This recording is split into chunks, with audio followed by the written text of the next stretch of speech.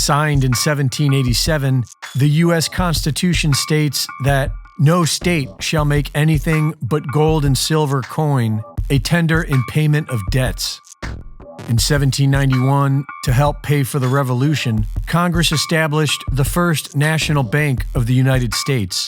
Within a decade, it became evident that taxes were being sent to the Crown, and the bank was not renewed. A political battle ensued, which resulted in the formation of America's first two political parties, the Federalists and the Democratic Republicans.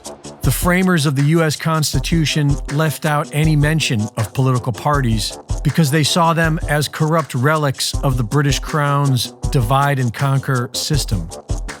The second central bank was chartered in 1816 and shut down in 1832 by Andrew Jackson, who wrote that the bank was unauthorized by the Constitution, subversive to the rights of states, and dangerous to the liberties of the people. For nearly a century, America thrived without a central bank, until 1914, when the privately owned Federal Reserve banking system was quietly given power over America's wealth. In 1933, the U.S. government declared bankruptcy, and the Fed shifted to a debt-based economy.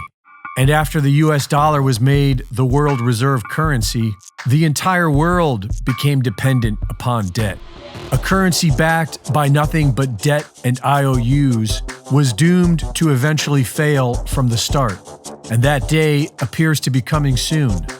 These big banks have funded wars and criminally profited off human suffering for decades. Credit Suisse alone has been fined over 50 times for over $10 billion for money laundering, fraud, espionage, drug trafficking, and stealing money from the people. Every person in the civilized world is now feeling the same financial pressure being subjected by the U.S. Federal Reserve Bank.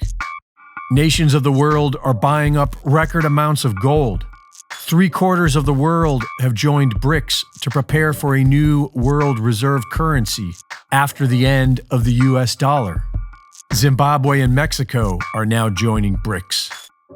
But it's important to remember that the Federal Reserve Bank is operated by BlackRock. BlackRock is operated by the Rothschild City of London banking cartel. And so even if the Fed collapses, BRICS is most likely another proxy of this old banking cartel. The idea for BRICS was born in 2001 from Goldman Sachs. The Federal Reserve Bank's digital currency, FedCoin, is already hugely unpopular.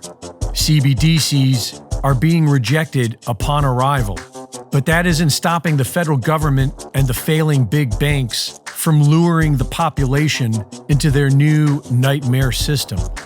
This July, the Federal Reserve Bank will be launching FedNow and managing practically every transaction made in the United States. Then all they have to do is what the Nigerian central bank just did: shred and destroy mountains of cash and stop filling the ATMs. But we're not slaves yet. And if we want to have financial freedom, then it's time to fight back against the CBDC concept and return to lawful constitutional money. Oklahoma has a law in the works that will protect Oklahomans from being forced to adopt a CBDC. And Florida is now working on a law that will expressly prohibit the use of a CBDC. Florida's Governor Ron DeSantis is calling on other state governors to do the same and fight back against CBDC nationwide. At least a dozen states have passed laws to begin accepting gold and silver as cash, on the path to returning to a lawful constitutional money system. Several states have begun printing their own gold backs, a currency shaped like notes made of thin layers of pure gold with a polymer coating, making it easy to spend $1's worth of gold. And the free market has been busy figuring out blockchain banking since the Bitcoin white paper.